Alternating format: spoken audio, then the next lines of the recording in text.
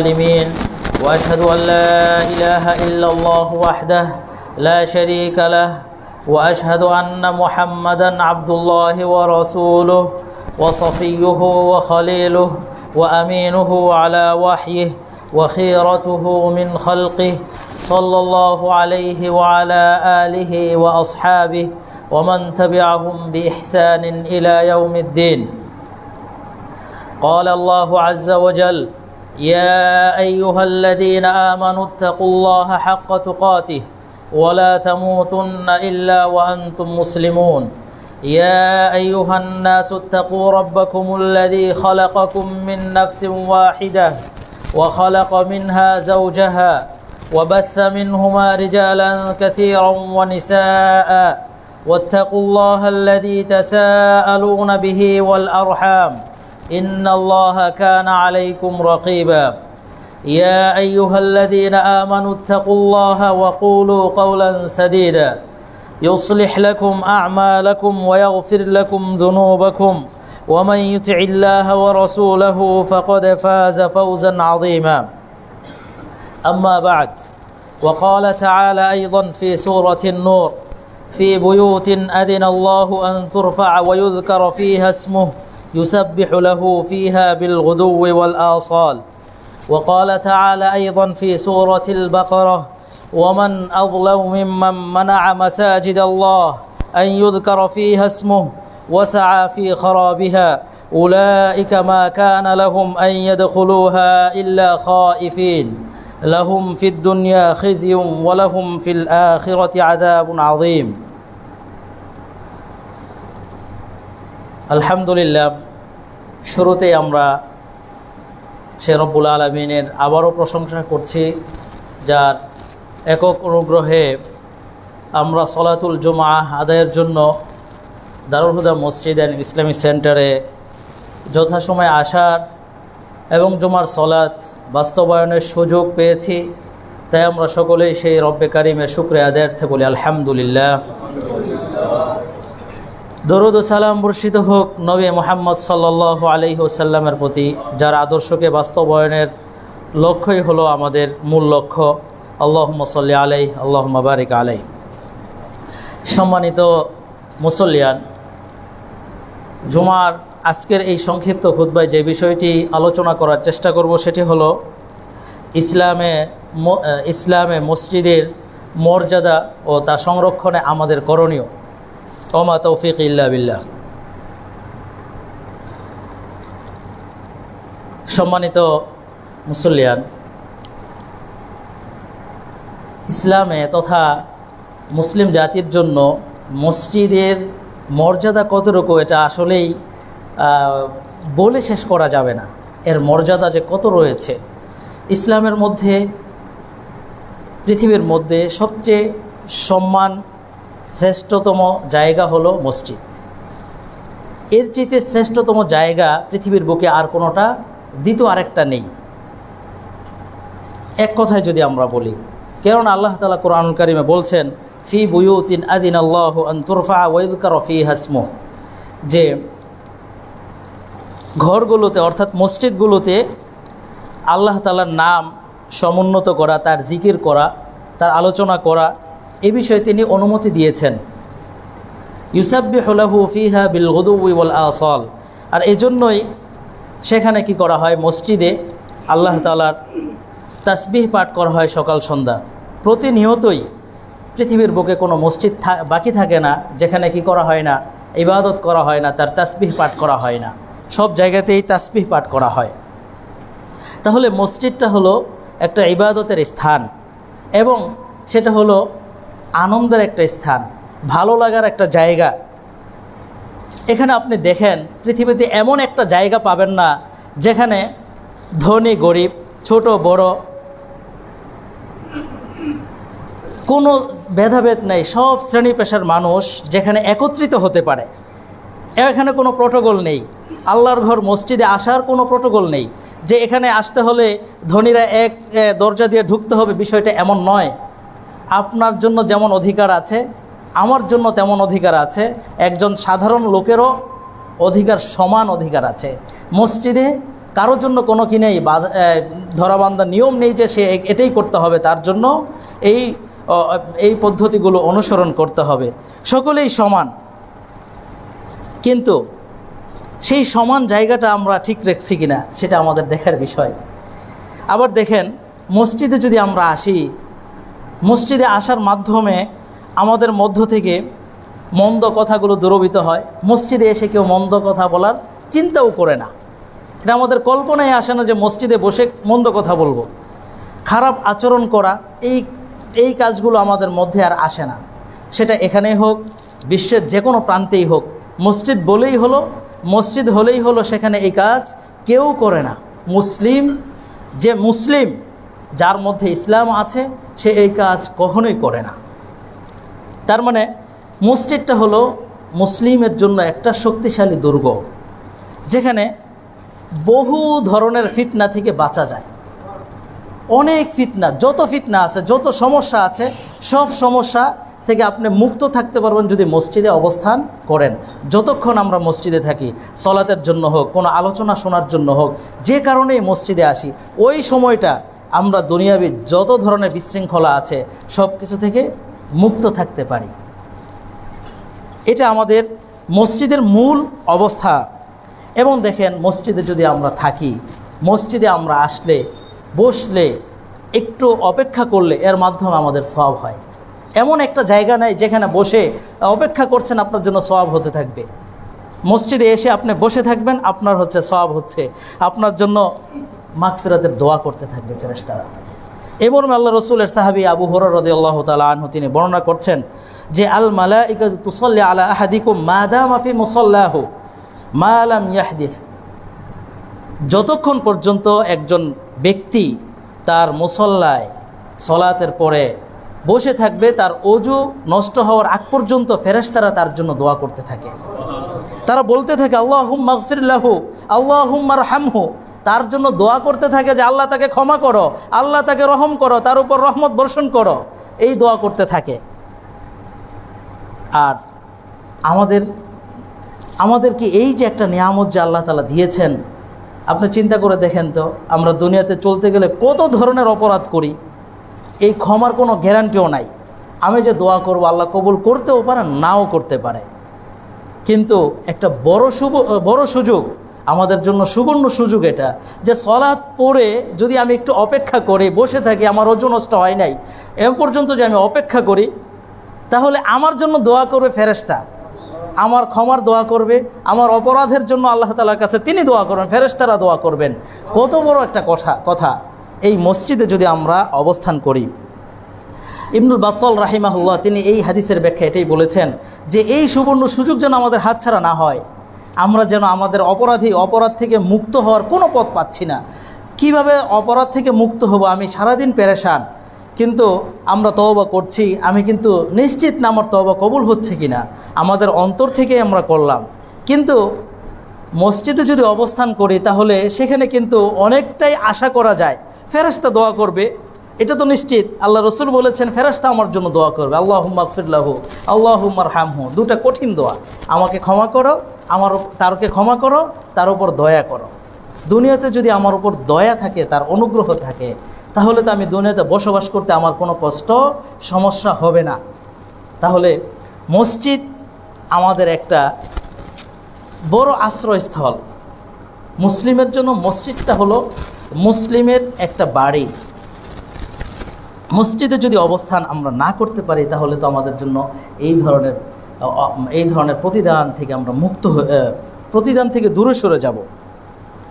মসজিদ আমাদের একটা বড় ধরনের বাড়ি, এখানে আমাদের অবস্থানের দিকে আমাদের আসতে হবে। আমরা যেন সলাতে আসি, সলাতে এসে যেই সলাত পড়ি, সলাতের সাথে সাথে আমাদের একটু অবস্থান করা, একটু বসা, এটা আমাদের দরকার, যাতে করে আমাদের ক্ষমা করা হয়। সেটা আমরা খেয়াল রাখবো ইনশাআল্লাহ। তেমনিভাবে মসজিদে আল্লাহ রসুল সাল্লাল্লাহু আলাইহি ওয়াসাল্লাম তিনি মসজিদটা একটা মার্কাজ, ইলমের একটা মার্কাজ, ইলমের একটা সেন্টার। সেখান থেকে ইলম বিতরণ হবে, আল্লাহ রসুল সাল্লাল্লাহু আলাইহি ওয়াসাল্লাম তিনি তার মসজিদ থেকে অর্থাৎ মসজিদে নববী থেকে তিনি কি করেছেন, ইলম বিতরণ করেছেন। সেখান থেকে তিনি ইলমের প্রচার করেছেন, যার কারণে বিশ্বব্যাপী যারা নেতৃত্ব দিয়েছিলেন তাদের মধ্যে কোনো ধরনের পদস্খলন ঘটে নাই। তাদের মধ্যে আদল ছিল, ইনসাফ ছিল, তাদের মধ্যে আমানত ছিল, তাদের মধ্যে ইলমের পরিপূর্ণ চর্চা ছিল, তাদেরকে আদব ছিল, তারা কাউকে কটূক্তি করে কথা বলেন নাই, তাদের মধ্যে ইসলাম পরিপন্থী কোনো কাজ সাধারণত হয় নাই। যেহেতু তাদের মধ্যে ইলমের চর্চাটা হয়েছে, রাসূল সাল্লাল্লাহু আলাইহি ওয়াসাল্লাম তাদেরকে শিক্ষা দিয়েছেন মসজিদ ভিত্তিক, মসজিদ থেকে শিক্ষা দিয়েছেন। কিন্তু আমাদের অবস্থাটা কি, শিক্ষার ক্ষেত্রে যদি আমরা যাই মসজিদ ভিত্তিক, তাহলে সমাজে যে অবস্থাটা হয় যে একটা সময় মসজিদে সাধারণত সবচেয়ে একেবারে সামান্য যে পড়াটা হতো সেটা মক্তব ছিল, মক্তব।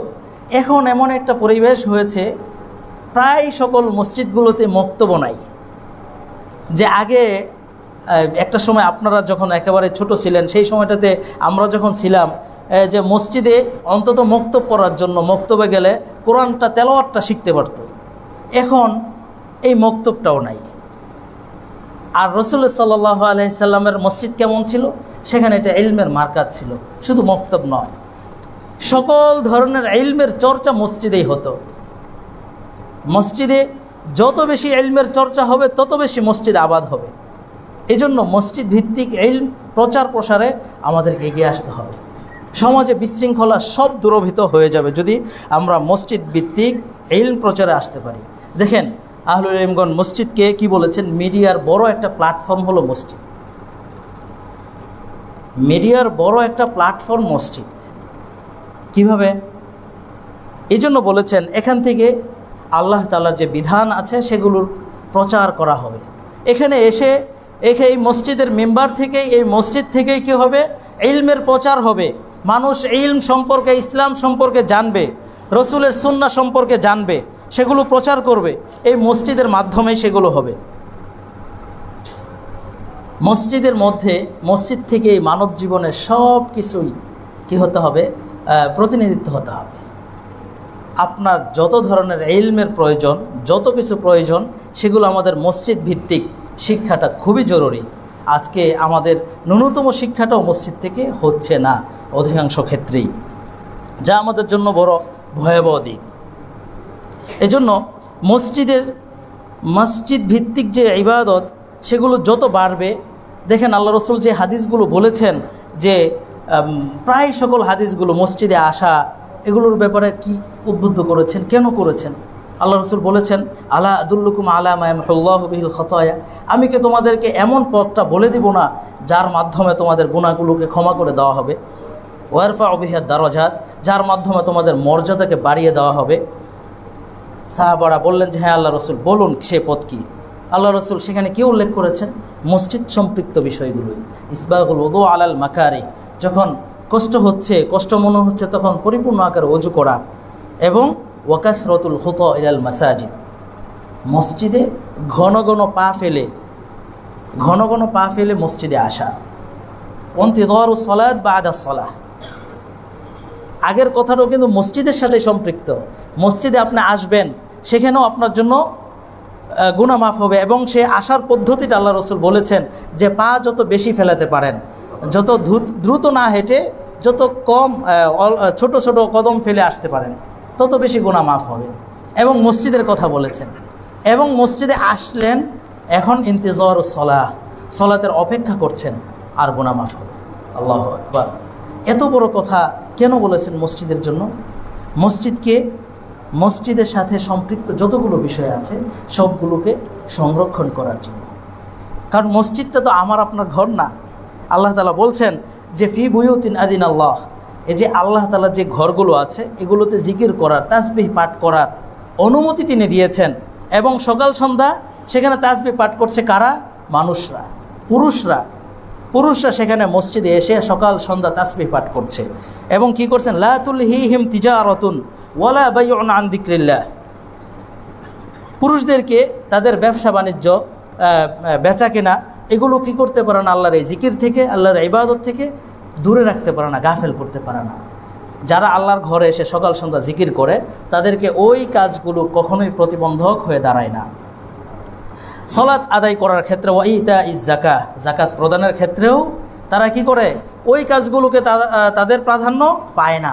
যাকাত প্রদান করবে, সালাত আদায় করবে, এই কাজগুলোই ব্যবসা বাণিজ্য চাকরি বাকরি যা আছে সব কিছুর উপরে প্রাধান্য দিয়ে থাকে।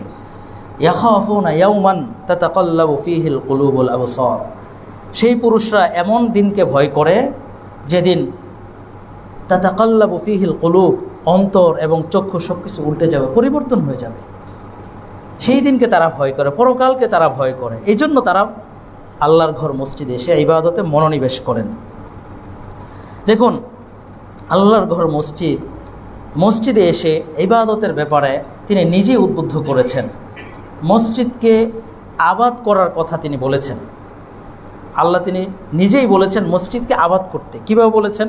ইন্নামা ইয়া'মুরু মাসাজিদাল্লাহ মান আমানা বিল্লাহি ওয়াল ইয়াউমিল আখির ওয়া আকামাস সালাহ ওয়া আতাজ যাকাহ ওয়া লাম ইয়াখশা ইল্লাল্লাহ ফাআসা উলাইকা আন ইয়াকুনু মিনাল মুহতাদিন। যে আল্লাহ বলছেন যে ইন্নামা ইয়া'মুরু মাসাজিদাল্লাহ, যারা মসজিদকে কি করে আবাদ করবে, মসজিদকে ওই ধরনের ব্যক্তিরাই আবাদ করবে যারা ঈমান আনয়ন করেছে আল্লাহর প্রতি, পরকালের প্রতি, এবং সালাত আদায় করে, যাকাত প্রদান করে, এবং তারা ভয় করে কেবল আল্লাহকেই। তাহলে আশা করা যায় তারা কি হবে? তারা মুহতাদিন অর্থাৎ হেদায়েত প্রাপ্তদের অন্তর্ভুক্ত হবে। এটা আশা করা যায় যদি তারা এই কাজগুলো করে, অর্থাৎ মসজিদকে আবাদ করে, মসজিদের সাথে সম্পৃক্ত থাকে। এখন মসজিদ আবাদের মাধ্যমে কি বোঝা যায়? মসজিদ আবাদ কি শুধুমাত্র আমরা সলাৎ পড়ার মাধ্যমেই আবাদ? মসজিদে আসলাম, সলাৎ পড়লাম, চলে গেলাম, বিষয়টা এমন নয়। আল্লাহ তাআলা যে বলেছেন মান আমানা বিল্লাহি ওয়াল ইয়াউমিল আখির ওয়া আকামাস সালাহ ওয়া আতাজ যাকাহ, সালাত আদায় করবে, যাকাত প্রদান করবে, তারাই মসজিদ কি করবে? মসজিদকে আবাদ করবে, মসজিদের সংরক্ষণ করবে। তাহলে যদি এই সংরক্ষণটা আমার আপনার মাধ্যমে হয় তাহলে আমরা কি আমাদের জন্য হেদায়েতের আশা করা যায়, আমরা সঠিক পথে থাকতে পারবো বলে আমরা আশা করতে পারি। তাহলে একদিক থেকে মসজিদের আবাদের একটা দিক হলো সলাৎগুলোকে যথাযথভাবে বাস্তবায়ন করা, মসজিদে সলাৎগুলোকে কোনোভাবেই সলাৎ থেকে বিরত না থাকা, যথাসময়ে সলাৎ আদায় করা এবং ফরজ সলাৎ সহ নফল সলাতের উদ্বুদ্ধ থাকা, অপরদিকে কোরআনুল কারীম তিলাওয়াত করা, ইতিকাফ করা, এই যে বাহ্যিক যে কাজগুলো আছে ইবাদতের, এই কাজগুলোকে বাস্তবায়ন করা। আল্লাহ রাসূল সাল্লাল্লাহু আলাইহি ওয়াসাল্লাম কি বলেছেন? যে সাবআতুন ইউযিল্লুহুমুল্লাহু ফি যিল্লিহি ইয়াওমা লা যিল্লা ইল্লা যিল্লুহ, 7 শ্রেণীর মানুষ পরকালে আরশের ছায়ায় স্থান পাবে যেদিন কোনো ছায়া থাকবে না। যেদিন কোনো ছায়া থাকবে না, কোনো ছায়া নেই, সেদিন কেবল 7 শ্রেণীর মানুষ আল্লাহ তাআলার আরশের ছায়ায় স্থান পাবে। এর মধ্যে একজন কারা? এক শ্রেণীর মানুষ ওয়ারাজুলুন কলবুন মুআল্লাকুম বিল মাসাজিদ, এমন মানুষ যার অন্তরটা মসজিদের সাথে যুক্ত থাকে, যিনি মসজিদের সাথে লেগে থাকেন। তার মানে মসজিদের সাথে যার অন্তর লেগে থাকে, তার মানে হলো তিনি মসজিদের প্রতি সব সময় কি আগ্রহী থাকে। মসজিদে আসলেই মনে হচ্ছে তার শান্তি, মসজিদে আসলেই, মসজিদে যত ঘন ঘন আসতে পারবে ততই তার কাছে ভালো লাগে, মসজিদে আসলে একটু তৃপ্তি পায়। এই পরিস্থিতিটা যার মধ্যে হবে তার অন্তরটাই মসজিদের সাথে লাগানো। এখন আমরা ইবাদত যেগুলো আছে সেগুলো তো করে এই আল্লাহ রসুলের এই হাদিসটা বাস্তবায়ন করতে পারবো। তেমনিভাবে মসজিদ শুধু ইবাদত যতটুকু আছে সেটা তো করবই, ইবাদতের পরিবেশ তৈরি করা, ইবাদতের পরিবেশ তৈরি করা, অর্থাৎ সেটা আমরা যদি একেবারেই ছোট থেকে শুরু করি, ইবাদতের পরিবেশের অন্যতম কাজ হলো পরিষ্কার পরিচ্ছন্ন রাখা, মসজিদের খিদমা করা, মসজিদের সেবায় নিয়োজিত রাখা। আপনি যদি মসজিদকে ভালোবাসেন তাহলে আপনার মাধ্যমে মসজিদ পরিষ্কার থাকবে, আপনি মসজিদকে নোংরা করবেন না।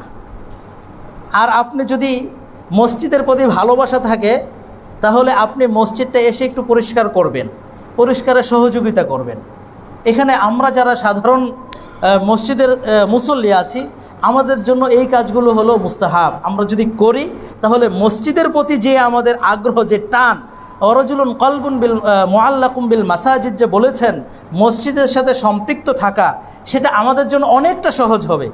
আপনি যেই কাজটা নিজে করেন, নিজের হাতে তৈরি করেছেন, সেটার মহব্বতটা কত, আর যেখানে আপনি কাজ করেন, অন্যের অধীনে কোনো চাকরি করেন, সেটার প্রতি আপনার মহব্বতটা কতটুকু। যে আপনি নিজে করেছেন, ছোট্ট হোক, কিন্তু এর ভালোবাসা, এর মায়া মমতা অনেক বেশি, সেটা আপনি শেষ করতে পারবেন না। তেমনিভাবে মসজিদে যদি আপনি এই কাজগুলো করেন, মসজিদে যদি পরিবেশ সব কিছু ঠিক রাখেন, তাহলে এতে আপনার জন্য কল্যাণকর হবে, আপনার ভালোবাসা বাড়বে, আপনি মসজিদে আসলে তৃপ্তি পাবেন। আর যিনি দায়িত্বশীল থাকবেন তার জন্য এটা করা আবশ্যক, ছাড়ার সুযোগ নাই। মসজিদ যদি পরিষ্কারের দায়িত্বশীল থাকেন, তাদেরকে কি করতে হবে, এটা নিয়মিত করতে হবে, পরিষ্কার করার ক্ষেত্রে সচেতন থাকতে হবে। তেমনিভাবে মসজিদে শুধু পরিষ্কার পরিচ্ছন্নতাই, মসজিদে যত প্রয়োজনীয় জিনিস আছে, মসজিদের ফ্যান লাগবে, এসি লাগবে, মসজিদের মুসল্লা লাগবে, মসজিদের টাইলস লাগবে, মসজিদের যা কিছু আছে সেগুলোতে আপনার সম্পৃক্ততা থাকতে হবে, সেগুলোতে আপনাকে এগিয়ে আসতে হবে। তাহলে আপনার যে মসজিদের প্রতি যে একটা টান, মসজিদে আসার যে আগ্রহটা, এটা বহুগুণে বেড়ে যাবে এবং আমার ইবাদতে খুব তৃপ্তি আসবে যে আমি মসজিদে অংশগ্রহণ করেছি, আমি মসজিদে আমার অবস্থান থেকে আমি মসজিদে অংশগ্রহণ করেছি, আমার কাছে ভালো লাগবে, আমি মসজিদে যাই। এই যে একটা মহব্বত, এটা সৃষ্টি হবে খুব দ্রুতই। এবং মসজিদের সম্পদ সংরক্ষণ করা খুবই গুরুত্বপূর্ণ একটা বিষয়। অনেক সময় দেখা যায় মসজিদের নামে বিভিন্ন জায়গা আছে, বিভিন্ন কিছু আছে, কিন্তু সেগুলো ব্যক্তিগত দখলে থাকে। খুবই খবরদার, এটা কিন্তু খুবই দুঃখজনক বিষয়, এটা কখনোই হতে পারে না। মসজিদের যদি কোনো ধরনের জমি থাকে, সম্পত্তি থাকে, সেই সম্পত্তি দেখাশোনা করবে মসজিদ কর্তৃপক্ষ এবং মসজিদের সেটা আয়ে ব্যবহৃত হবে, মসজিদের খাতে ব্যবহার হবে। মসজিদের খরচ করার খাত না থাকলে সেগুলো মসজিদের অর্থ মসজিদের ফান্ডে জমা থাকবে, সেটা ব্যক্তিগত কোনো অর্থ হিসাবে নেওয়ার কোনো সুযোগ নাই। মসজিদ কমিটিও সেটা তার ব্যক্তিগত কাজে খরচ করার কোনো ধরনের অধিকার নাই। এজন্য মসজিদের যত সম্পত্তি আছে, স্থাবর অস্থাবর যত সম্পত্তি আছে, সেগুলো আমাদেরকে সংরক্ষণ করতে হবে। সেগুলো সংরক্ষণ যদি আমরা করি, তাহলে আমাদের খুব সহজ হবে যে মসজিদে এসে ইবাদতের দিকে মনোনিবেশ করাটা। তেমনিভাবে দেখেন, মসজিদ অনেক জায়গাগুলোতে এমন হয়, মসজিদের ইমাম, মুয়াজ্জিন, খাদেম সহ যারাই এর সাথে জড়িত, যারা এখানে কর্মরত আছে, তাদের সামান্যতম বেতনটাও ঠিকমতো দেওয়া হয় না। এটা বড় দুঃখজনক বিষয়। এজন্য আমি বলবো, যত মসজিদ আছে সব মসজিদ সংরক্ষণের এটাও একটা মাধ্যম, এটাও একটা উপায়, এটাও আমাদের করণীয় যে মসজিদের ইমাম, মুয়াজ্জিন সহ খাদেম যারাই কর্মরত থাকবে, তাদেরকে অবশ্যই যথাযথ সম্মান করা, তাদের সম্মানে আপনি এগিয়ে আসুন। মসজিদ কর্তৃপক্ষ যদি এগিয়ে না আসে, তাহলে আপনারা সামাজিকভাবে উদ্যোগ নেন, আপনি ব্যক্তিগতভাবে উদ্যোগ নেন, আপনি আপনার অর্থ ব্যয় করেন, তাতেও আপনার কি হবে, মহব্বত বাড়বে, লাভ হলো আপনার, দিন শেষে ফলাফল আপনার। অতএব আমরা যেন এই বিষয়গুলোতে যত্নবান হতে পারি। আল্লাহ আমাদেরকে তৌফিক দান করুক, আমিন। ইমাম আবু দাউদ রাহিমাহুল্লাহ সুনান আবু দাউদে 455 নম্বর হাদিসে উল্লেখ করেছেন, যে হাদিসটি আয়েশা রাদিয়াল্লাহু তাআলা আনহা বর্ণনা করেছেন, যে রাসূল সাল্লাল্লাহু আলাইহি ওয়াসাল্লাম মহল্লাগুলোতে মসজিদ নির্মাণের নির্দেশ দিলেন। আল্লাহ রসুল মহল্লাগুলোতে একটা পাড়ায় খুব কাছাকাছি, অনেক দূরে দূরে না, যে পুরো হবিগঞ্জের মধ্যে চৌধুরী বাজার একটা মসজিদ থাকবে এমনটা না, শ্যামলী এখানে একটা থাকবে, ওইদিকে একটা থাকবে, পাড়ায় একটা করে মসজিদ নির্মাণের নির্দেশ দিলেন। এবং আরেকটা কি নির্দেশ দিলেন, যেটা আমাদের মূল বিষয়, ওয়ান তুনাজ্জাফা ওয়া তুতায়্যাবা, এবং মসজিদকে পরিষ্কার পরিচ্ছন্ন রাখার নির্দেশ দিলেন এবং সুগন্ধিযুক্ত, সেখানে কোনো দুর্গন্ধ থাকবে না, মসজিদ হবে পরিষ্কার পরিপাটি পরিচ্ছন্ন, সেখানে আসলেই মন তৃপ্তি লাগবে। কিন্তু সমাজের যে চিত্র, মসজিদে গেলে মনে হচ্ছে যেমন মসজিদে, বিশেষ করে মসজিদের যে ওয়াশরুমগুলো থাকে, সেগুলো জরাজীর্ণ অবস্থায় থাকে, অথচ মসজিদের ওই অঞ্চলের মুসল্লিরা এক একজন অনেক অর্থের মালিক, মসজিদের ওয়াশরুমগুলো একেবারে নাজেহাল অবস্থায় থাকে। মসজিদের ভিতরে ঢুকে 2 রাকাত সালাত পড়ব দূরের কথা, বসার মানে ঢুকতেও অনেক সময় খারাপ লাগে, কষ্ট লাগে। এটা হলো সমাজের চিত্র। আল্লাহ রসুল বলছেন যে মসজিদ হবে তিনি নির্দেশ দিয়েছেন পরিষ্কার পরিপাটি। শুধু টাইলস হওয়াটাই জরুরি না, আপনার যা আছে আল্লাহ রসুল বলছে কামিফ হাসি কতাতিন, পাখির বাসার নেয় ছোটো একটা মসজিদও যদি আপনি নির্মাণ করেন তাহলে আপনার জন্য জান্নাতে কি করবে, ঘর নির্মাণ করা হবে। তাহলে এই ছোট্ট একটা মসজিদ আপনি নির্মাণ করেছেন, কিন্তু সেটা হবে পরিপাটি। একজন মাটির ঘরের লোক, মাটিতে তার মাটির ঘর, কিন্তু ভিতরে খুবই সুন্দর পরিপাটি, তাহলে এটা কি ঘর নয়? আপনার ঘর যেটা আছে সেটাকে একেবারেই স্বচ্ছ পরিচ্ছন্ন রাখতে হবে। আল্লাহ রসুলের এটাই নির্দেশনা। তাহলে মসজিদ পরিচালনায় আমাদের কী করণীয়, এটা একটা চলে আসলো। মসজিদ অবশ্যই পরিষ্কার পরিচ্ছন্ন রাখতে হবে, এর বিকল্প কোনো অবস্থান নেই। কেননা এটা আমাদের সকলের একটা বাড়ি, মসজিদটা হলো আমাদের বাড়ি। মসজিদ আপনি চিন্তা করে দেন, বাড়িতে কতক্ষণ, আবার মসজিদেও আপনাকে কিছুক্ষণ পরপরই মসজিদে আসতে হয়, মসজিদে অবস্থান করতে হয়। এই জন্য মসজিদকে আহলে ইলমগণ বলছে এটা আমাদের বাড়ি, এটা আমাদের ঘর, এই ঘরটা পরিষ্কার পরিচ্ছন্ন রাখতে হবে। এই জন্য মসজিদে দেখেন আল্লাহ রসুল সাল্লাল্লাহু আলাইহি ওয়াসাল্লাম একটা ঘটনা, তিনি কি করতেন, তিনি মসজিদে বসে দার্স দিতেন। সেখানে বড় বড় সাহাবারা উপস্থিত থাকতেন, কেউ কারি, কেউ হাদিসে পারদর্শী, কেউ তাফসিরে পারদর্শী। এক একজন তো এক এক বিষয়ে দক্ষ থাকে, সবাই তো এক লাইনে থাকে না। আবার কেউ ব্যবসায়ী, বড় বড় ব্যবসায়ী আছে, সবাইকে নিয়ে কিন্তু কী করতেন, দার্স দিতেন, আলোচনা করতেন, মসজিদ ভিত্তিক তিনি আলোচনা করতেন। তো সেখানে আলোচনাগুলো কখনোই কী করতেন না, শেষ না করে, একটা আলোচনা শুরু করে শেষ না করে কিন্তু চলে যেতেন না। কিন্তু একবার বসার পরে ঘটনাক্রমে আল্লাহ রসুল সাল্লাল্লাহু আলাইহি সাল্লাম জিজ্ঞাসা করলেন যে আচ্ছা ওই মহিলাটা কোথায়? আল্লাহ রসুল বললেন ওই মহিলাটা কোথায়, যে কালো একজন মহিলা কি করতো, মসজিদ ঝাড়ু দিত। বুখারীর বর্ণনা রয়েছে একজন পুরুষ, কালো একজন পুরুষ অথবা একজন নারী, কালো একজন নারী মসজিদ পরিষ্কার পরিচ্ছন্নতার কাজে নিয়োজিত ছিলেন, তিনি ঝাড়ু দিতেন। তো হঠাৎ করে কয়েকদিন যাবত দেখতেছেন না আল্লাহ রসুল, ঘটনা কি আসতেছে না কেন, কি হলো? তখন তিনি ওই দার্সে ওই আলোচনার জিজ্ঞাসা, এই ওর কী হলো, মহিলা যে আসতেছে না? তখন সাহাবীরা বলল যে ফামাতাত, আল্লাহ রসুল সে তো মৃত্যুবরণ করেছে। তখন তিনি একটু ধমক, কেন তোমরা আমাকে বলো নাই, আমাকে সংবাদ দাও নাই কেন, সে যে মারা গেছে? তারপরে তিনি তার আলোচনা সব কিছু রেখে, আচ্ছা চলো আমাকে দেখাও তার কবরটা কোথায় আছে, চলো আমাকে নিয়ে যাও। তার কবরের কাছে গিয়ে তিনি সালাত আদায় করলেন। আপনি চিন্তা করে দেখেন, এখানে কার জন্য করেছেন? আল্লাহ রসুল সাল্লাল্লাহু আলাইহি সাল্লাম কার জন্য সলাতে তার দার্সটা সব কিছু ফেলে দিয়ে চলে গেছেন? কার জন্য? একজন কি তিনি কি বড় ধরনের ব্যবসায়ী ছিলেন, বড় ধরনের কি বলে ইলমে পারদর্শী ব্যক্তি ছিলেন? না খুব তাহাজ্জুদ গুজার ছিলেন? না খুব দান করতেন, মসজিদের সবচেয়ে বড় ডোনার ছিলেন তিনি, তার জন্য এটা করেছেন? তার জন্য করেন নাই। তার জন্য মসজিদ যে পরিষ্কার করত। তার মানে আল্লাহ রসুল কোনটাকে গুরুত্ব দিয়েছেন? মসজিদ পরিষ্কার পরিচ্ছন্ন রাখার ব্যাপারে তার এই কাজটাকে তিনি সবচেয়ে গুরুত্ব দিয়েছেন, অনেক গুরুত্ব দিয়েছেন, যার জন্য এই কাজে যে জড়িত আছে তার প্রতি তিনি কি হয়ে ব্যথিত হয়ে তার জানাজা সালাতে অংশগ্রহণ করতে পারেন নাই বলে তার কষ্ট লেগেছে, তিনি তার সালাত আদায় করেছেন। অতএব আপনি চিন্তা করে দেখেন মসজিদ পরিষ্কার পরিচ্ছন্নতার কত গুরুত্ব আল্লাহ রসুল সাল্লাল্লাহু আলাইহি ওয়াসাল্লাম দিয়েছেন। অতএব আমাদের অবস্থানটা কোথায়? আমাদের অবস্থানটা কোথায় একটু চিন্তা করে দেখেন তো। আমাদের অবস্থান হলো মসজিদ।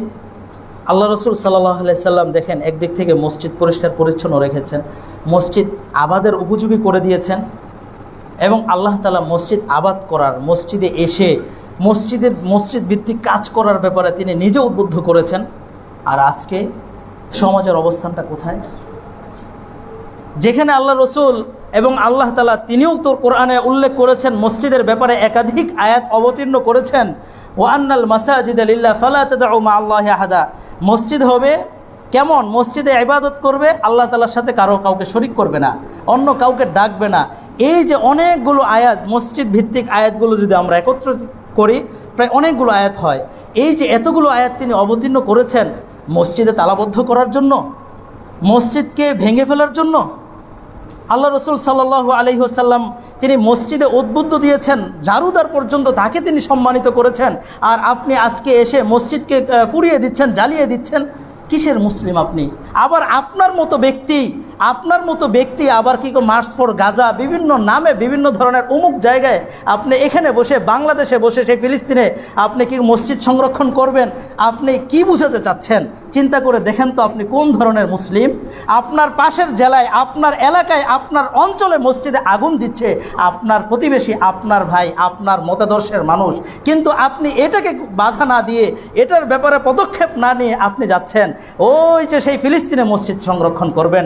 হাই আফসোস, ফিলিস্তিন মসজিদ সংরক্ষণ করা আমাদের জন্য দূষণীয় নয়, কিন্তু আপনার বিবেকের কাছে আমার প্রশ্ন, আজকে যে মসজিদ আপনার এলাকায়, আপনার অঞ্চলে প্রতিনিয়তই আগুন জ্বলছে, মসজিদ ভেঙে ফেলা হচ্ছে, মসজিদে তালাবদ্ধ হচ্ছে, যে মসজিদ সংরক্ষণের জন্য, যে মসজিদকে পরিচালনার জন্য নবী মুহাম্মদ সাল্লাল্লাহু আলাইহি ওয়াসাল্লাম তিনি প্রতিনিয়তই দার্স দিতেন, সেখানে শুধু সালাত নয়, সেখানে তিনি ইলমের হালাকা করতেন, সেখানে কোরআনের হালাকা হতো, সেখানে দার্স হতো, হাদিসের দার্স হতো, সেই মসজিদ প্রত্যেকটা মুহূর্তই তার খোলা থাকার জন্য তিনি কি করেছেন? ব্যবস্থাপনা দিয়েছেন। আর আজকে আপনি মসজিদে তালাবদ্ধ করতে আসছেন, আপনি কেমন মুসলিম? আপনার বিবেকের কাছে আমার প্রশ্ন। আল্লাহ তাআলা সেই আয়াতকে আপনি চিন্তা করেন না? যে আয়াতে আল্লাহ কি বলেছেন? ওয়ামান আযলামু মিম্মান মানাআ মাসাজিদাল্লাহ আন ইউযকারা ফীহা ইসমুহু। ওই ব্যক্তির চেয়ে বড় জালেম আর কে হতে পারে যে আল্লাহর ঘর মসজিদে তার নাম স্মরণ করতে, ইবাদত করতে বাধা দান করে? এর চাইতে বড় জালেম আর কে হতে পারে? চিন্তা করে দেখুন আল্লাহ তাআলা কি বলেছেন, কত বড় কথা। জালেম, সবচেয়ে বড় জালেম, সবচেয়ে বড় অপরাধী পৃথিবীর বুকে একমাত্র ওই ব্যক্তি যে মসজিদ জ্বালিয়ে দেওয়ার জন্য মসজিদে আসতে বাধা দেয়, মসজিদে তালাবদ্ধ করে। তাহলে আপনি কিসের ফিলিস্তিনে মসজিদ সংরক্ষণ করবেন? আসুন আপনার এলাকায় আপনার বিবেককে সাড়া দেন, আপনার এলাকার মসজিদ সংরক্ষণ করেন। কিসের মতাদর্শ, উমুক এই মাযহাবের, তুমুক এই, এটা দরকার নয়। আল্লাহর ঘর মসজিদ সবার জন্য সমান। এই মসজিদে যদি কোনো ব্যক্তি এসে পায়ের সাথে পা না মিলায়, তাহলে আপনি তাকে কোনো ধরনের কি করতে পারবেন না, তাকে বাধ্য করতে পারবেন না, এই পা মিলাও না কেন। আবার আপনি যদি কোনো মসজিদে যান যেখানে রফুল এদেন করবেন, জোরে আমিন বলবেন, কোনো ব্যক্তির এই অধিকার নেই আপনাকে ওই মসজিদে কটূক্তি করার। আল্লাহর ঘর মসজিদ, আপনার কোনো মসজিদ, আপনার বানানো মসজিদ নয়, আপনার রেজিস্ট্রি করা মসজিদ নয়। এই মসজিদের মালিক স্বয়ং আল্লাহ তাআলা। আল্লাহ স্পষ্ট করে বলে দিয়েছেন, ওয়া আন্নাল মাসাজিদা লিল্লাহ। যত মসজিদ আছে সব হলো আল্লাহ তাআলার জন্য, সব মসজিদ আল্লাহ তাআলার, অর্থাৎ মসজিদের মালিক হলেন আল্লাহ তাআলা। আপনি কিসের অধিকার, কিসের বাহাদুরি করছেন, কিসের অহংকার করছেন? মসজিদ পুড়িয়ে দিচ্ছেন, মসজিদ জ্বালিয়ে দিচ্ছেন, মসজিদে ইবাদত করতে দিচ্ছেন না। আপনার আক্রোশ থাকতে পারে, আপনার সমস্যা থাকতে পারে, আপনি দেখেন, আপনি বুঝেন যে না, মসজিদ তো সবার জন্য উন্মুক্ত। কোনো মসজিদে বিভিন্ন জায়গায় লেখা থাকে এখানে অমুক জামাত প্রবেশ করতে পারবে না, এটা হলো অমুকদের মসজিদ। নির্দিষ্ট কেন ভাই? এই অধিকার তো কোথাও এই দেওয়া হয় নাই। ইসলামের এই প্যাটার্নটা কোথাও নাই। আল্লাহ রসুল তো এই মর্মে কোনো জায়গায় তো বলেন নাই। দেখেন, যারা আজকে মসজিদে বাধা দিচ্ছে তারা সবচেয়ে বড় জালেম। আল্লাহ তাআলা বলছেন, এর চেয়ে বড় জালেম আর কে হতে পারে, এর চেয়ে বড় অপরাধী আর কে হতে পারে। এরপরে বলছেন, উলাইকা মা কানা লাহুম আন ইয়াদখুলুহা ইল্লা খাইফিন। যারা এই মসজিদে যারা কি করবে, ভীত, তারাই তো কেবল প্রবেশ করে সেখানে। হ্যাঁ, তারপর আল্লাহ তাআলা যারা বাধা দান করবে তাদের ব্যাপারে বলছেন, লাহুম ফিদ দুনিয়া খিজিয়ুন ওয়া লাহুম ফিল আখিরাতি আযাবুন আযীম। যারা মসজিদে বাধা প্রদান করবে, ইবাদতে বাধা দিবে, তাদের জন্য আল্লাহ তাআলা বলছেন দুনিয়াতে তাদের জন্য রয়েছে লাঞ্ছনাজনক শাস্তি, তাদের জন্য অপমান অবদস্থ দুনিয়াতেই হতে হবে। তার যে জালেম, আল্লাহ তাআলা যে বলছেন যারা জুলুম করে, যারা জুলুমবাজ, অন্যের উপর জুলুম করতে ভালোবাসে, জুলুম করে, তাদের শাস্তি কিন্তু দুনিয়াতেই হয়। তাদের প্রত্যেক যুগে যুগে এটা আপনারা দেখেছেন, ইতিহাস পড়েছেন, বাস্তব জীবনেও দেখেছেন। যারা জুলুমের সাথে যুক্ত আছে তাদের ছাড় নাই। হতে পারে আজকে 1 বছর, 2 বছর, 10 বছর, 15 বছর, 20 বছর, এরপরে হলেও তার শাস্তি দুনিয়াতে হয়েই যায়। আল্লাহ তাআলা যে বলছেন, লাহুম ফিদ দুনিয়া খিজিয়ুন, তাদের জন্য লাঞ্ছনা, অবদস্থকর অবস্থা দুনিয়াতে হবেই হবে। ওয়া লাহুম ফিল আখিরাতি আযাবুন আযীম, আর পরকালে রয়েছে মহা শাস্তি, বড় ধরনের শাস্তি পরকালে তাদের জন্য অপেক্ষা করছে। অতএব আমার মুসলিম ভাই ও বোনেরা, আমরা যেন মসজিদ সংরক্ষণে আমরা সকলে উদ্বুদ্ধ হব, ঐক্যবদ্ধ হব। মসজিদে কোনো ধরনের বাধা বিপত্তি দেওয়ার, যারা দিবে তাদের সাথে তো সঙ্গ দিবই না, বরং তাদেরকে আমরা প্রতিহত করব। তারা যেন মসজিদ কোনোভাবেই কী না করতে পারে, কোনো ধরনের বিশৃঙ্খল পরিস্থিতি তৈরি করতে না পারে। কেননা দেখেন, মসজিদের যতগুলো এই বর্ণনাটা আল্লাহ তাআলা যে বলছেন, ওয়ান আযলামু মিম্মান মানাআ মাসাজিদ আল্লাহ, যদিও কেউ কেউ বলছেন, কোনো মুফাসসির বলছেন এটা হলো বাইতুল মাকদিসের সাথে সম্পৃক্ত, তবে অন্যান্য তাফসিরও রয়েছে এটা হলো পৃথিবী কিয়ামত পর্যন্ত যত ধরনের মসজিদ হবে সব মসজিদেই যদি কেউ বাধা দান করে, হোক একটা ছোট্ট মসজিদ, সেখানেও যদি বাধা দান করে তাহলেও সে এই আয়াতের অন্তর্ভুক্ত হবে, সে এই জালেমের অন্তর্ভুক্ত হবে, সে অত্যাচার এই সবচেয়ে বড় অপরাধীর অন্তর্ভুক্ত হবে।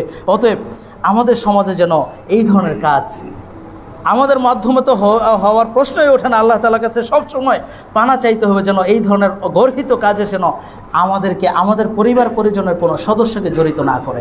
মনে রাখবেন, সমাজের মধ্যে যখন এই ধরনের ডাক আসে, এই ধরনের আওয়াজ আসে, অমুক জায়গায় লেগে গিয়েছে, আমাদের মধ্যে এমন একটা পরিস্থিতি হুজুগে বাঙালি যে আপনি চলে যান, কি হয়েছে বিষয়টা জানেনই না কি হয়েছে। মূল চিত্রটা যদি আপনি খোঁজ নিয়ে দেখেন, দেখা গেল যে আসলেই তো দোষ নাই, আসলেই তো এই কাজটা হয় নাই, কিন্তু আপনি আগে মায়ের দিয়ে আগে যা করার করে নিলেন, মানুষ মায়ের দিতেছে, আপনিও দুটা দিয়ে আসেন। এটা হলো আমাদের দেশের চরিত্র। আমাদের এই চরিত্র থেকে ফিরে আসতে হবে। আগে আপনার বিবেককে কাজে লাগাবেন, আগে আপনার বিবেককে প্রশ্ন করবেন যে আপনি কি করতে যাচ্ছেন, কি কাজ করতে যাচ্ছেন, সেটা আপনাকে আগে জিজ্ঞাসা করতে হবে। অতএব আমরা যেন মসজিদকে নিজের বাসস্থান, আমাদের ঘর, এটাকে মনে করে যেন আমরা মসজিদকে কাজে লাগাতে পারি। আল্লাহ আমাদেরকে তৌফিক দান করুক, আমিন। এবং মসজিদের মধ্যে দেখেন, মসজিদে শুধু জালেম তালাবদ্ধ করার মাধ্যমে নয়, আরও এই ব্যাপারে বলছেন একদল ওলামা বলেছেন তাফসিরে, যে অনেক সময় মসজিদগুলোতে দেখা গেল একটু বসে থাকবে, জিকির করবে, একটু কোরআন তেলাওয়াত করবে, একটা হালাকা করবে, ইসলামী হালাকা, কোরআন দার্স হবে, এগুলো করতে দেওয়া হয় না, কর্তৃপক্ষ দেয় না এগুলা। মসজিদ কর্তৃপক্ষ তাদের উচিত হলো এই কাজগুলো আঞ্জাম দেওয়া, যে এখানে একটা প্রতিনিয়তই প্রত্যেক সাপ্তাহিক দার্স হবে। আল্লাহ রসুলের সময়, সাহাবীদের সময় সাপ্তাহিক দার্স হতো, জুমার খুতবা ছাড়াও দার্স হতো। অতএব এই কাজগুলো করা দরকার। এই কাজগুলোতে যদি বাধা দেওয়া হয় তাহলে কিন্তু এই আয়াতের অন্তর্ভুক্ত বলে আহলুল ইলম বলেছেন যে তারাও এর মধ্যে পড়ে যাবে। অতএব আমরা যেন মসজিদে যখন আসব, মসজিদে একটু ইবাদত করার পরিবেশটা করে দিব, এলাকাবাসী সবাই মিলে মসজিদে ইবাদতের পরিবেশ করে দিব। মসজিদে এমন একটা চিত্র যে সলাৎ পড়েছেন, ফরজ পড়েছেন, আপনাদের সলাৎ শেষ, আপনি 2 রাকাত সলাৎ বেশি পড়বেন, একটু বসে আছেন, কোরআন তেলাওয়াত করবেন, মসজিদের দায়িত্বশীল তালা নিয়ে দাঁড়িয়ে আছে, অথচ এসি টেসি ফ্যান ট্যান সব বন্ধ করে দাঁড়িয়ে আছে যে তাড়াতাড়ি বের হন, সময় শেষ। বিষয়টা এমন, আমার প্রিয় ভাইয়ের, এটা অনেক দুঃখজনক বিষয়। এই প্রেক্ষাপটগুলো, এই পরিস্থিতিগুলো আমাদের দেশ থেকে পরিবর্তনের বড় দাবি। এটা আমাদের এখন পরিবর্তন হওয়া দরকার। আপনি আপনার এলাকায়, আপনি আপনার অঞ্চলে, আপনার মহল্লায়, আপনি বাড়িতে, গ্রামের বাড়িতে, সেখানে এই কাজগুলোকে একটু পরিবর্তনের চেষ্টা করুন। যেখানে মসজিদ ভিত্তিক হবে দার্স, যেখানে মসজিদ ভিত্তিক দার্স শুরু করতে কষ্ট হলেও আপনি কি করেন, অন্তত প্রতিদিন ইমাম সাহেব যেন সলাতের পরে একটা হাদিস হলো পাঠ করে, এবং মসজিদে যখন একজন মুসল্লি সলাত পড়বে কখনোই যেন দায়িত্বশীল তালা নিয়ে দাঁড়িয়ে না থাকে। এই অভ্যাসটাকে বাদ দেওয়ান, এই বদ অভ্যাস মসজিদ থেকে দূর করান, এটা আপনার দায়িত্ব। এই পরামর্শ সেখানে দিয়ে, গ্রামের মানুষ হয়তোবা সেগুলো বুঝে না জানার কারণে এই কাজগুলো সমাজে হচ্ছে, সেখানে আপনি এই কাজগুলো থেকে তাদেরকে বিরত রাখুন। তেমনিভাবে আমরা যেন মসজিদ ভিত্তিক হালাকা, মসজিদ ভিত্তিক দার্স, অর্থাৎ প্রত্যেকটা বিষয়ের, মসজিদটা হবে যেমন সকাল থেকে ফজর থেকে শুরু হলো সেই এশা পর্যন্ত চলমান থাকবে। কিভাবে? ফজর সালাত হলো, এরপরে কোরআনের হালাকা হবে, এরপরে নাস্তার পরে আবার একটা দার্স হবে, একটা ক্লাস হবে, একটা প্রশিক্ষণ কর্মশালা হবে। এগুলো হলো কাজ মসজিদ ভিত্তিক। এই কাজগুলো যদি ধারাবাহিকভাবে হয়, ছোটদের ক্লাস হবে, বড়দের ক্লাস হবে, তাহলেই তো মসজিদ আবাদ হবে না। কে বলছে? সব সময় আবাদ হবে। অনেক সময় মনে হয় যে এই মসজিদে এত দার্স, এত কিছু, এত কিছু করার কি দরকার আছে? আরে ভাই, এত কিছু তো আমার স্বার্থে নয়, আপনার স্বার্থে নয়, মসজিদ কর্তৃপক্ষের স্বার্থে নয়, সেগুলো আল্লাহ রসুল সাল্লাল্লাহু আলাইহি সাল্লাম শিখিয়েছেন, তিনি মসজিদ আবাদ এভাবে করেছেন। এখন তো আমাদেরকেও তো, আমরা তো শিখতে পারি না, আমরা তো শিখার জায়গা পাই না, মসজিদ থেকে বের হলেই তো আমার কর্মজীবনে ব্যস্ত হয়ে পড়ি। এই জন্য মসজিদে যদি এই কাজগুলো চালু থাকে তাহলে আমাদের জন্য কল্যাণকর হবে। সম্মানিত মুসল্লিয়ান, পরিশেষে মসজিদে যখন আমরা আসি, এক্ষেত্রে দু একটা বিষয় আমাদের খেয়াল রাখা দরকার। দু একটি কাজ করা যাবে না, দু একটা অবস্থাতে আসা যাবে না মসজিদে। এর মধ্যে কারণ হলো, মসজিদ হলো সবচেয়ে মর্যাদাপূর্ণ জায়গা, সম্মানের জায়গা। এই জন্য আমাকে সম্মানটা পরিপূর্ণ আকারে দিতে হবে। আল্লাহ রসুল স্পষ্ট করে কয়েকটি নিষেধ করেছেন। এর মধ্যে একটি হলো, কোনো ধরনের দুর্গন্ধ নিয়ে আসা যাবে না। আল্লাহ রসুল একটা মূলনীতি দিয়েছেন, তিনি বলছেন মান আকালা মিন হাদিহি শাজারা ইয়ানিয়া সুম। তিনি দেখিয়ে বলেছেন যে রসুন খেয়ে, কাঁচা রসুন, তারপরে হলো পেঁয়াজ, এগুলো খেয়ে মসজিদে কি করবে না, ফালা ইয়াকরাবান্না মাসজিদানা, সে যেন আমাদের মসজিদে না আসে। এই কাজ, এই পেঁয়াজ রসুন এগুলো খেয়ে, একবারে টাটকা মাত্র খেয়েছেন, এগুলো খেয়েই মসজিদে আসলেন, এটা নিষেধ করেছেন আল্লাহ রসুল। কেন? এর মাধ্যমে ফেরেশতারা কষ্ট পায়। কেন ফেরেশতারা? মানুষ তো এর মাধ্যমে দুর্গন্ধটা মানুষের কষ্ট হয় না? মানুষের যেই দুর্গন্ধে মানুষের কষ্ট হয়, সেই দুর্গন্ধ ফেরেশতারও কষ্ট হয়। তার মানে আপনি কষ্টটা এখানে ডাবল দিচ্ছেন, মানুষকে দিচ্ছেন এবং ফেরেশতাকেও দিচ্ছেন। যেই ফেরেশতা আপনার জন্য ক্ষমার দোয়া করবে, যেই ফেরেশতা আপনার জন্য অনুগ্রহের দোয়া করবে, দয়ার দোয়া করবে, সেই ফেরেশতাকে আপনি কষ্ট দিবেন, এটা কি মানা যায়? এই জন্য আল্লাহ রসুল কী করলেন, ফালা ইয়াকরাবান্না মাসজিদানা, সে যেন আমাদের মসজিদে না আসে। এই আয়াতের, এই হাদিসের ব্যাখ্যায় আহলে ইলম বলছেন, এখন পেঁয়াজ রসুনই শুধু দুর্গন্ধ হয়, আর কিছু নেই? আরও তো অনেক কিছু আছে। যেমন আপনার কি বলে, হারাম যে খাদ্য আছে, হালাল খাদ্যকে আল্লাহ রসুল নিষেধ করেছেন, হালাল খাদ্যকে নিষেধ করেছেন। আরেকটা হাদিসে তিনি বলছেন, ফাল ইয়াতাজিলনা ওয়াল ইয়াতাজিল মাসজিদানা, সেজন্য মসজিদে আসা থেকে বিরত থাকে এই দুর্গন্ধ অবস্থায়। দুর্গন্ধ দূর করে তারপর আসতে হবে তাকে। দুর্গন্ধ অবস্থায় কোনো অবস্থাতেই মসজিদে আসতে পারবে না। ওয়াল ইয়াকুদ ফি বাইতি, সে বাড়িতে বসে থাকুক, তার মসজিদে আসার দরকার নাই। কতটা গুরুত্ব দিয়েছেন! হালাল খাদ্য, পেঁয়াজ রসুন এগুলো হারাম করেন আল্লাহ রসুল, হালাল খাদ্যের দুর্গন্ধ নিয়ে মসজিদে আসা নিষেধ করেছেন। আর যেগুলো হারাম আছে, যেমন কি সিগারেট আছে, এগুলো খেয়ে যারা মসজিদে আসতেছে, একটু সিগারেটটা খেয়ে তারপরে মসজিদে ঢুকে গেল, অথবা জর্দা গুল এগুলো দিয়ে এমন একটা দুর্গন্ধ হয়, এগুলো দিয়ে আপনি চলে আসলেন, কুলিটা করে মসজিদে সলাতে দাঁড়িয়ে গেলেন, একেবারেই কঠিন কাজ। এগুলো থেকে বিরত থাকতে হবে, আল্লাহ রসুল স্পষ্ট করে বলেছেন। আবার দেখেন, আরেকটা গুরুত্বপূর্ণ বিষয়, দুর্গন্ধের জায়গা হলো মোজা পরে অনেক সময় মসজিদে, অনেকে 12 মাস মোজা পরে, অনেকেই 6 মাস পরে। এই যে মোজা পরা হয়, মোজার কিন্তু একটা দুর্গন্ধ হয়।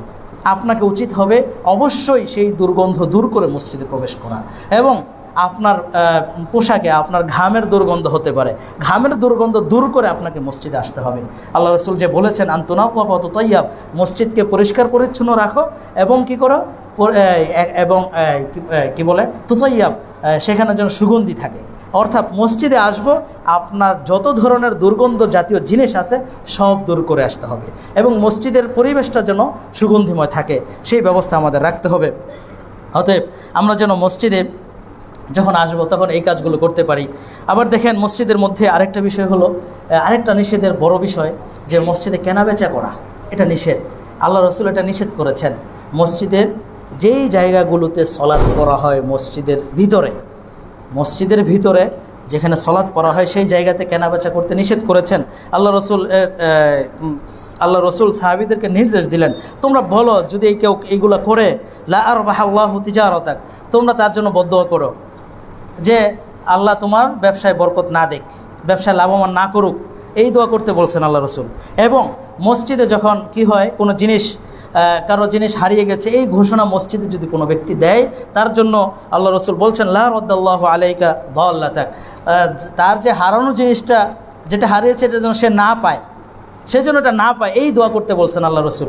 অতএব আমরা যেন মসজিদে এই বেচা কিনা, তারপরে হলো এই যে মসজিদে অহেতুক কথাবার্তা, মসজিদে যখন বসবো আমরা, অহেতুক কথাবার্তা আমাদেরকে বিরত থাকতে হবে, এই কাজগুলো করা যাবে না। দেখা গেল বসলাম, আর বসেই যত ফাহিশা কথা, যত অশ্লীল কথা, যত গালমন্দ, একজনের নামে দুর্নাম, একজনের খারাপ কথা, এগুলো ছাড়া আমাদের কোনো কথাই নাই। মসজিদে আমরা বসবো ভিতরে এবং বাহিরে, যেহেতু মসজিদের বারান্দা থাকে, সব জায়গায় বারান্দা আছে, মসজিদের পুরোটাই এই জায়গাগুলোতে মসজিদের বসে কোনো ধরনের বাজে আড্ডা দেওয়া যাবে না, কোনো ধরনের দুনিয়াবি কথাবার্তাগুলো বলা যাবে না।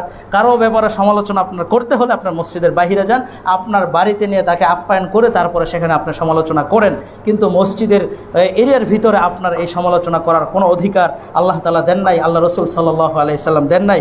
অতএব আমরা যেন এই কাজ থেকে বিরত থাকি।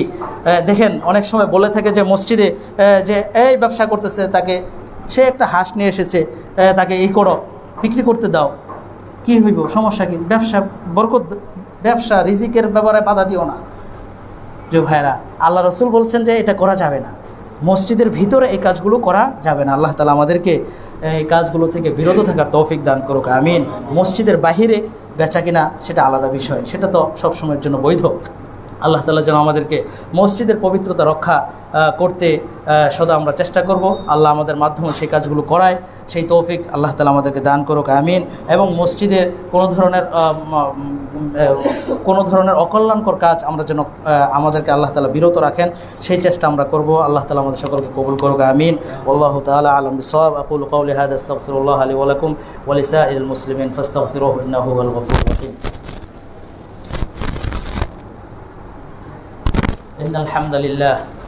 إن الحمد لله تعالى والصلاة والسلام على من لا نبي بعده أما بعد. قال الله عز وجل إن الله وملائكته يصلون على النبي يا أيها الذين آمنوا صلوا عليه وسلموا تسليما. اللهم صل على محمد وعلى آل محمد كما صليت على إبراهيم وعلى آل إبراهيم إنك حميد مجيد. اللهم بارك على محمد وعلى آل محمد كما باركت على إبراهيم وعلى آل إبراهيم إنك حميد مجيد. اللهم أعز الإسلام والمسلمين وأذل الشرك والمشركين ودمر الطغاة المعتدين وانشر رحمتك على المؤمنين يا أرحم الراحمين. সম্মানিত মুসল্লিয়ান, আমাদের দুইজন ভাই আজকে অপারেশন হবে, দুইজনের।